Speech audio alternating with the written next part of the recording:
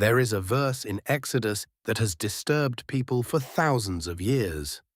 God hardened Pharaoh's heart. Not Pharaoh, God. The God who is supposed to be just, who supposedly gives every person free will, who condemns hardness of heart throughout the rest of Scripture. That God is the one who hardened Pharaoh and then punished Egypt for what Pharaoh did. If you have ever read that and felt the tension, you are in good company. Augustine wrestled with it. Thomas Aquinas built an entire section of his theology around it.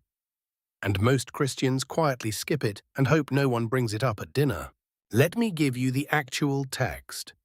There are 3 different verbs used in Exodus for what happens to Pharaoh's heart.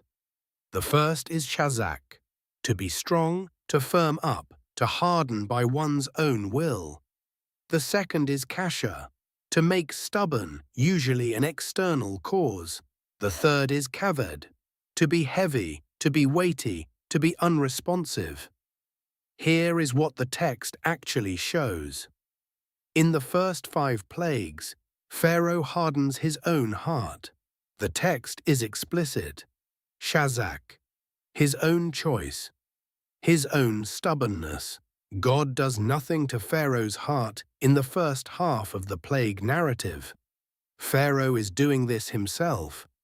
It is only after the 5th plague, after Pharaoh has had 5 clear demonstrations of divine power and has chosen 5 times of his own will to maintain his position, that the text shifts. After the 6th plague, for the first time, God hardens Pharaoh's heart. Kasha, an external cause, God strengthening the very stubbornness that Pharaoh had already chosen. This is not a contradiction. This is a principle that appears throughout Scripture. Romans 1 describes the same pattern. God gave them over to their desires. Not that God created the desires. God gave people over to what they had already chosen. The Hebrew and Greek both use this construction.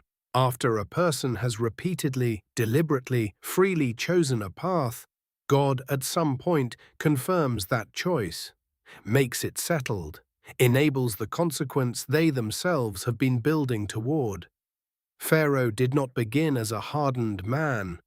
He began as a man who made a choice and made it again, and again, and again, 5 times with full information, clear evidence, and complete freedom.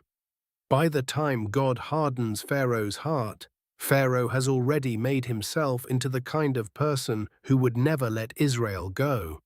God is not overriding his character. God is confirming it. And there is a second dimension to this that most readers miss entirely. The hardening of Pharaoh's heart is not primarily a story about Pharaoh. It is a story about Israel.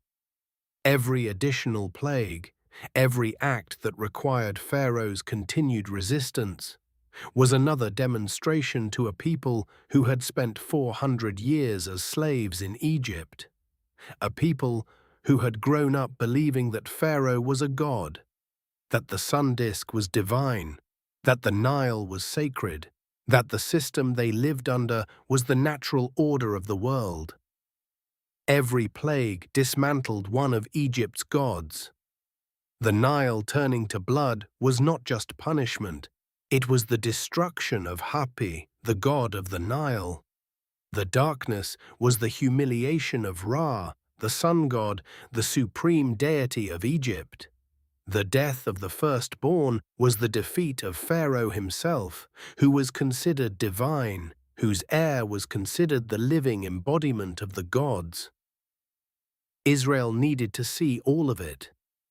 Not just the exit, the systematic, public, undeniable dismantling of every power that had held them, so that when they walked out, they were not just physically free. They knew, at a level that could not be argued, that what they had feared as divine was not divine at all. The hardening of Pharaoh's heart gave God more time to show Egypt's gods for what they were. This is not the story of a God who manipulates a man to justify punishing him. It is the story of a God who takes what a man freely chose and uses it to free a people who needed to see the whole thing play out before they could be free in their minds, not just their bodies. Pharaoh chose his path. God honored that choice, and then turned it into the liberation of a nation. You will encounter things in your life that feel like resistance without purpose. Obstacles that should have moved by now. Doors that should have opened. And sometimes, not always, but sometimes, the continued resistance is not your failure. It is the display, the thing that needs to be seen. The wall that, when it finally comes down in a way that leaves no doubt about who brought it. Not every closed door is against you. Some of them are the setup for the exit.